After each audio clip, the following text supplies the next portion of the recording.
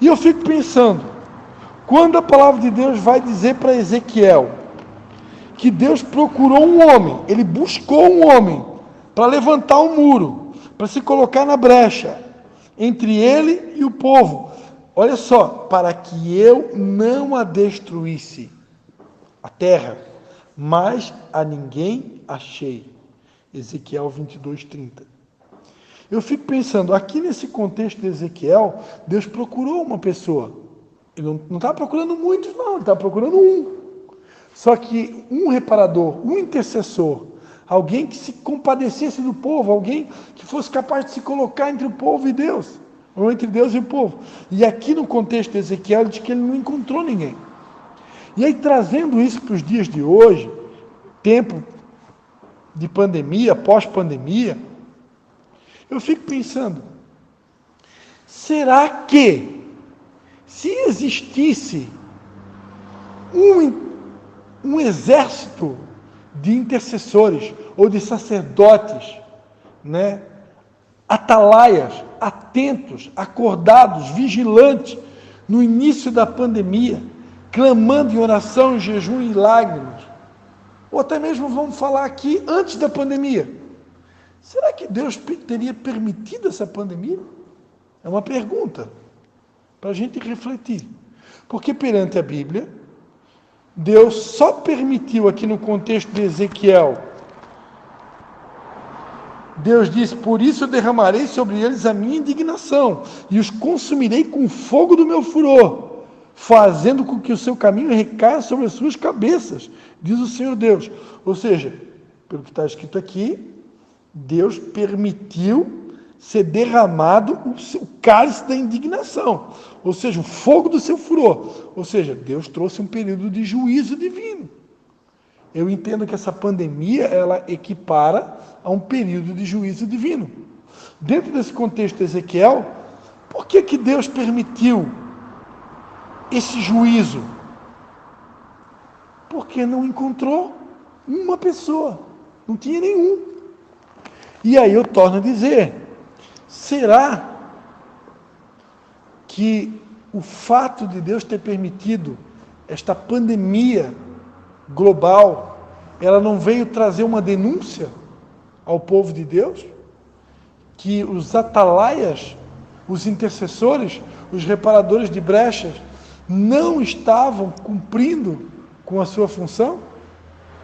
Será que nós, como igreja, não estávamos muito mais preocupados com as nossas coisas pessoais e esquecemos que, além de nos preocupar com a nossa família, com aquilo que é pessoal nosso, nós temos uma obrigação e um dever de o tempo todo estar nos preocupando com Deus e com as coisas de Deus?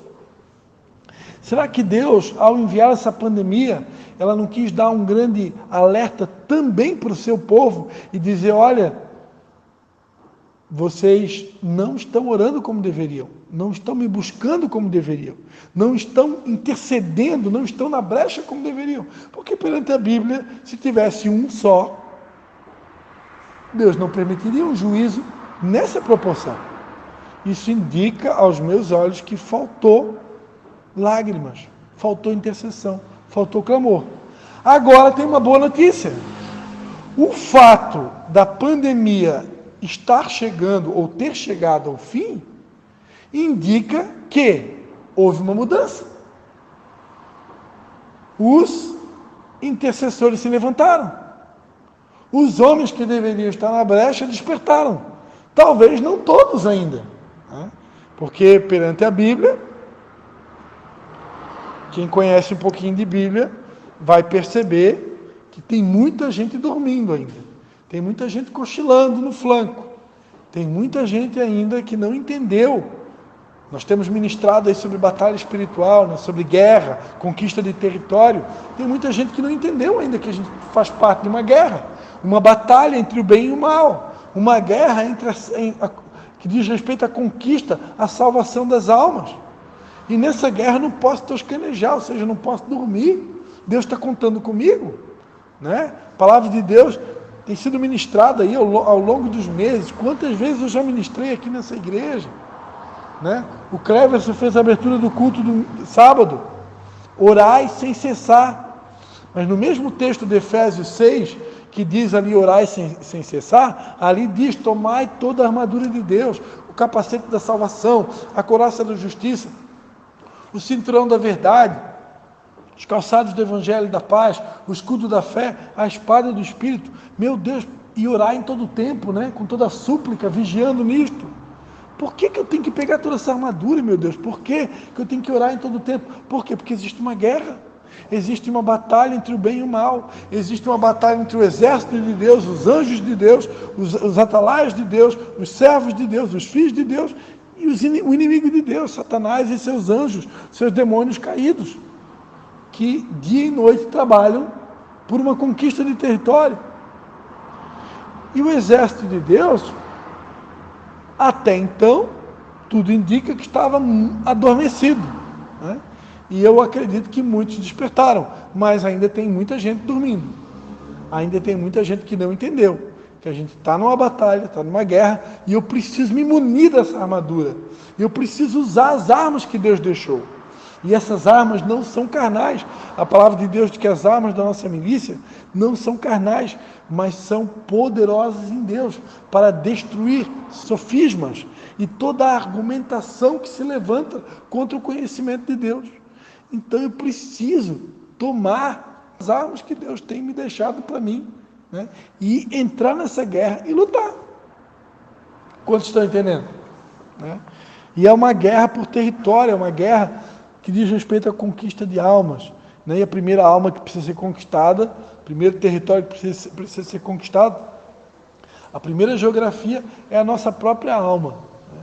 Porque se eu não me render totalmente a Deus, se eu não estiver totalmente rendido, como o próprio Jesus, né, se rendeu como uma ovelha muda, eu não vou conseguir conquistar território nenhum, não vou conseguir conquistar nada, porque eu mesmo ainda não fui conquistado.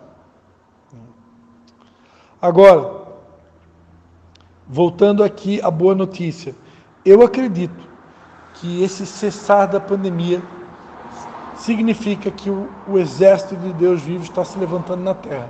Significa que Deus recebeu a oração, o clamor e as lágrimas do seu povo durante esse período de pandemia, de tanta dor, de tanto sofrimento.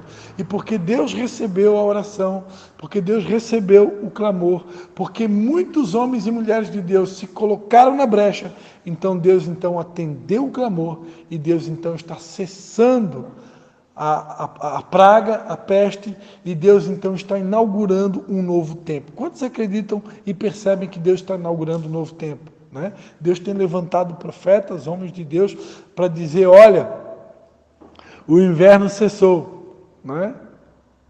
O tempo de cantar chegou, né? Ou seja, não vos lembreis mais das coisas passadas, eu estou fazendo uma coisa nova.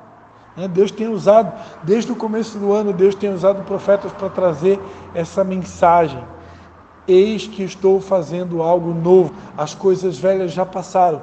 Então Deus quer definitivamente que a gente possa colocar um ponto final, né, nesse período de dor, nas coisas velhas. Deus quer derramar vinho novo, só que vinho novo se põe em odres novos. Então esses odres precisam ser novos, precisa superar o passado, precisa realmente colocar um ponto final, superar esse período de dor, de luto, e realmente entrar nesse novo que Deus quer entregar e derramar nas nossas vidas. Amém? No entanto, queridos, o fato da gente estar inaugurando um novo tempo, o fato da gente estar virando uma página, o fato da gente estar entrando num período que eu entendo que é um período de restituição e de restauração.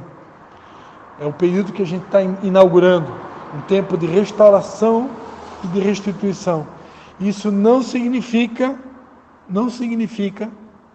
que nós vamos agora parar de orar, nós vamos parar de interceder, nós vamos deixar de estar na brecha.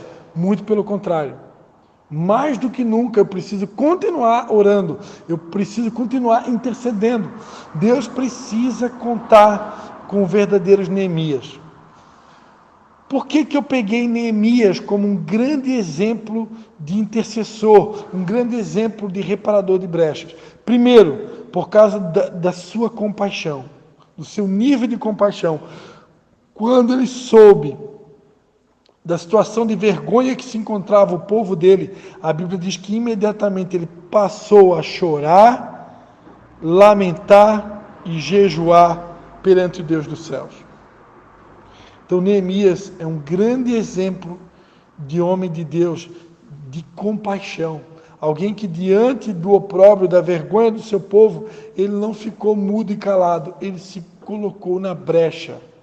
Ele pagou um preço de oração, de jejum, de clamor pelo seu povo. Segundo, Neemias decidiu entrar na presença do rei para pedir ao rei recursos para a reconstrução dos muros. Neemias entrou na presença do rei, assim como a rainha Esther. Quem conhece aqui a história de Esther, né? O povo também estava em opróbrio e vergonha, e naquela época, qualquer pessoa que entrasse na presença do rei, sem a permissão do rei, poderia morrer. E Esther, sob risco de vida, ela entrou na presença do rei para clamar por um povo, para clamar por uma nação. Né? E foi mais ou menos o que Neemias fez. Neemias, ele entrou na presença do rei para pedir ao rei, né, recurso para poder reconstruir os muros. E a palavra de Deus diz que Neemias vai dizer, né, se for do agrado do rei, dê-me cartas para os governadores da além do Eufrates, para que me permitam passar até que chegue a Judá. E ele vai dizer, né, que ele precisava de madeira, de vigas para as portas da cidade, do templo, para os muros da cidade, para a casa em que houver de ocupar. E a palavra de Deus diz que graças às graciosas mãos de Deus sobre ele, o rei lhe concedeu os seus pedidos. Olha só, queridos, esse rei aqui, ele é uma representação do nosso Deus. Quando eu entro na presença de Deus, quando eu vou até nessa segunda dimensão de oração, que é a dimensão da intercessão, quando eu vou até o Rei dos Reis, não para pedir por mim, mas para pedir por uma nação, para pedir por um povo, para pedir por pessoas, para pedir pela minha cidade, né? Para pedir pela minha família, para pedir pelos meus entes queridos, para pedir pelos outros, né? Nós vamos ver muitas vezes, né, um rei, um Deus se compadecendo, né? Porque o nosso Deus é um Deus que ele é cheio de compaixão. Se você pede pela causa certa, pela coisa certa, por que você acha que Deus vai dizer não para nós, né? Deus só diz não para nós quando a gente pede mal. A palavra de Deus diz lá em Tiago, que vocês pedem e não recebem porque pedem mal, pedem para esbanjar nos vossos prazeres e deleites. Então, quando eu peço algo que é para esbanjar em prazeres, carnalidades, deleites, coisas fúteis, coisas supérfluas, aí com certeza eu vou ouvir o não de Deus. Agora, quando eu peço a Deus aquilo que faz sentido, aquilo que diz respeito à causa do reino, à causa de Deus, é isso que a gente vai ouvir de Deus, ó. Deus concedendo o pedido de Neemias. O que tu precisa, Neemias? É de dinheiro? É de recurso para construir um muro? O que tu precisa? Está aqui, meu filho. É isso que vai acontecer. Se eu for diante do rei com a motivação correta, com o pedido correto, o rei vai entregar. Dele é a prata, dele é o ouro, né? Ele não vai deixar faltar, né? Ele não vai deixar faltar. Eu estava comentando com vocês aqui no começo, eu não entrei em detalhes, mas do sonho, né? Sonho da minha esposa, o sonho da minha filha, de poder realizar uma festa de aniversário de 15 anos. A gente sabe que hoje tudo é recurso, né? Para organizar uma festa, tudo é dinheiro, e não é pouco, né? Se tu quiser fazer algo bom, dependendo da quantidade de convidados. E para a honra e glória do Senhor, Deus nos honrou, né? E proveu os recursos, né? Antecipadamente, para que esse sonho da minha esposa e da minha filha se realizem.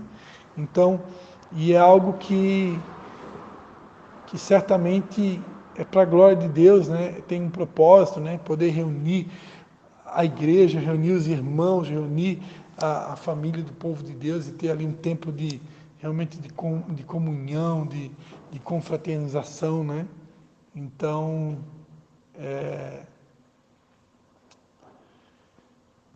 vai ser bênção. Então, Deus realmente Ele provê os recursos. Amém, queridos? Agora tem uma coisa.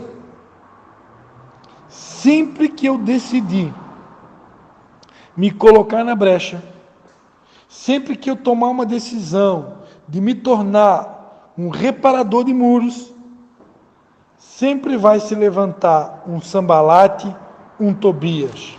Sempre vai se levantar. Um árabe, um Gessem, né? Ou seja, opositores. Sempre vai haver oposição. Só não experimenta oposição quem está fora do caminho. Só não experimenta oposição quem está fora do propósito. Quem está dentro do propósito, quem está no caminho, fazendo a vontade de Deus, vai experimentar oposição. E aí eu quero lembrar que tem pelo menos, né, pelo menos 2 tipos de opositores. Opositores internos e opositores externos. Eu vou citar aqui 3 tipos de opositores, para ficar um pouco mais completa a minha mensagem. Primeiro tipo de opositor, o opositor interno. Quem é o opositor interno? Né? Jesus Cristo disse que os teus inimigos seriam a tua própria família.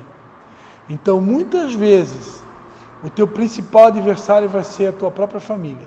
Vai ser teu cônjuge, vai ser teu filho, vai ser teu pai, vai ser tua mãe.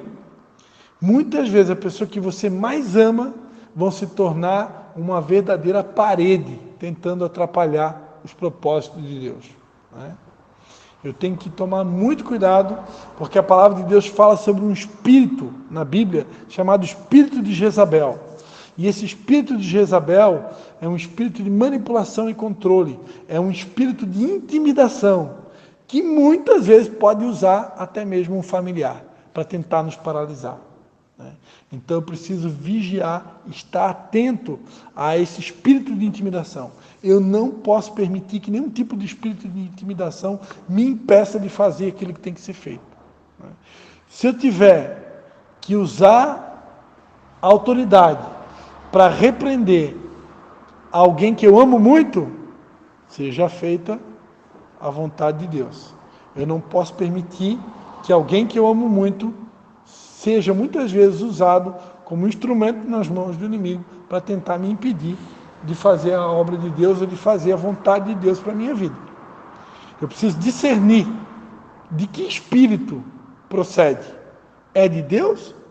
É alma ou não é de Deus? Às vezes é alma humana, é carne pura. A pessoa está na carne, deixou cair a unção e ela muitas vezes pode ser usada pelo inimigo para tentar me paralisar. E existe um outro tipo de adversário que sou eu mesmo. A minha alma doente, a minha alma fragilizada, a minha carne, né? A minha carne querendo as suas vontades, querendo os seus prazeres, querendo, né, aquilo que muitas vezes se opõe à vontade de Deus. A palavra de Deus diz em Colossenses 3:1 que se eu já morri com Cristo, eu tenho que fazer morrer.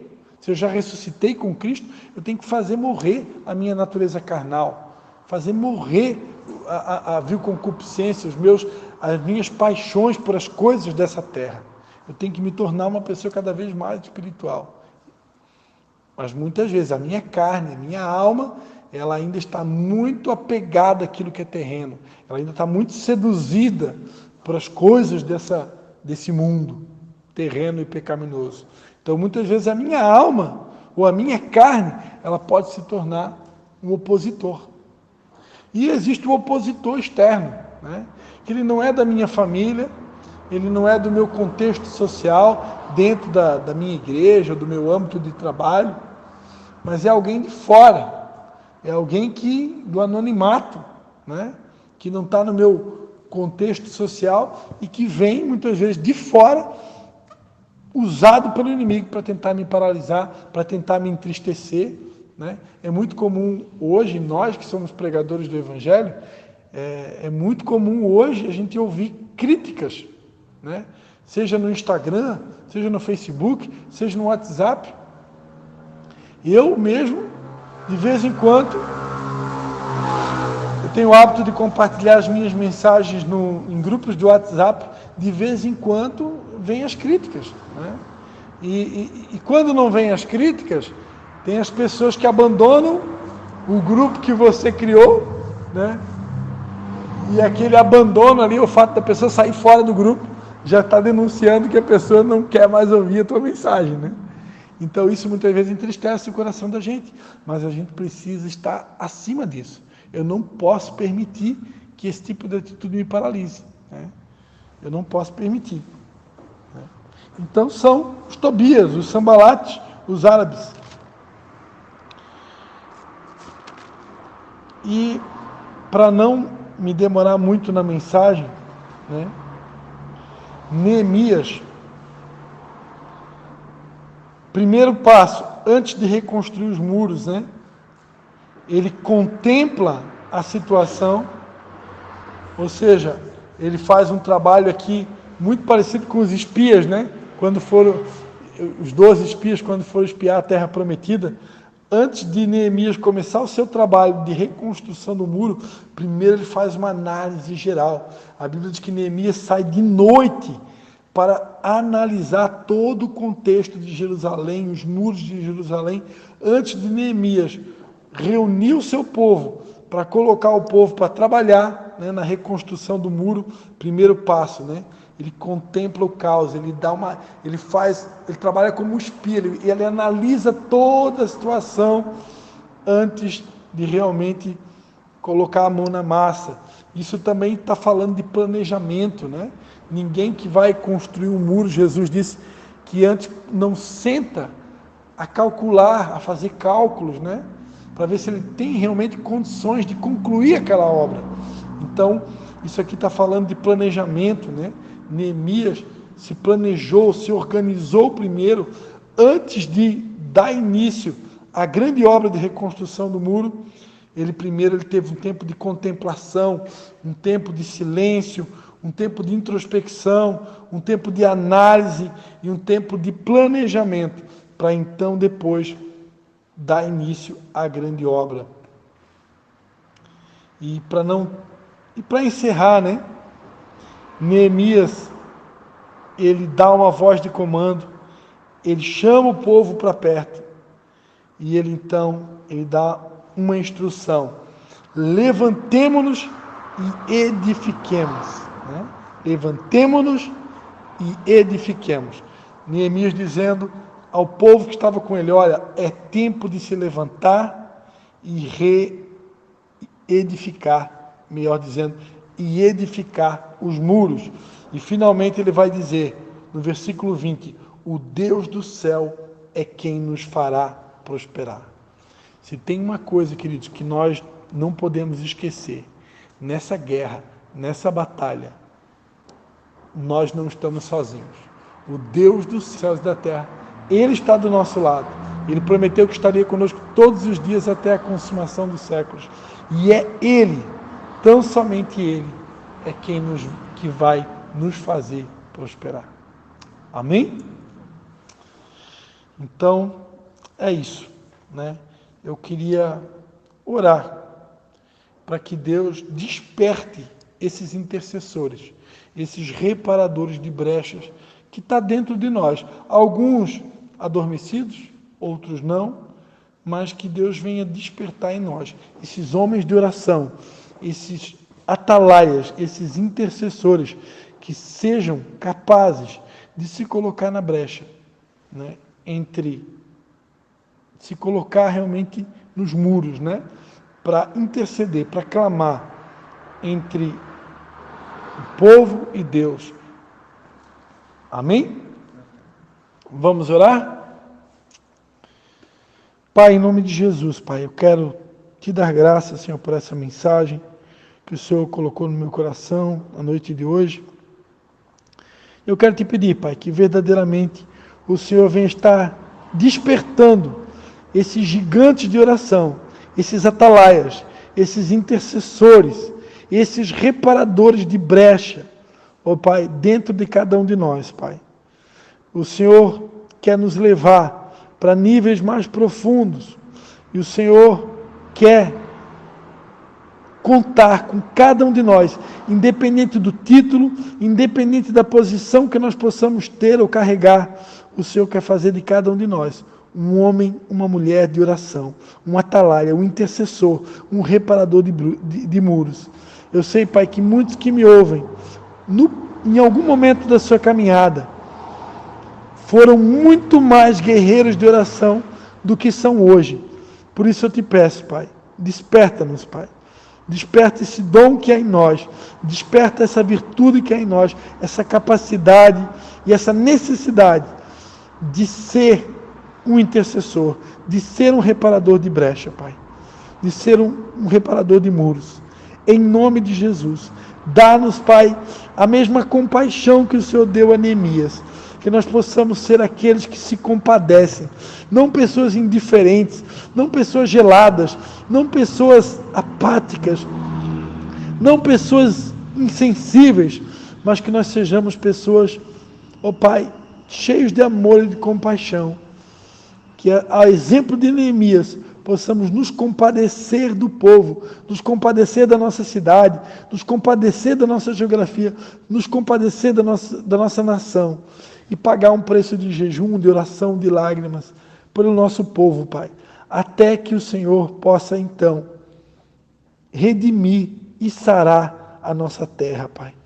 Em nome de Jesus, recebe a nossa oração e faz de nós esses atalaias, esses guerreiros de oração, para a honra e glória do Teu nome. Nós oramos e te agradecemos por essa mensagem, em nome de Jesus. Amém e amém.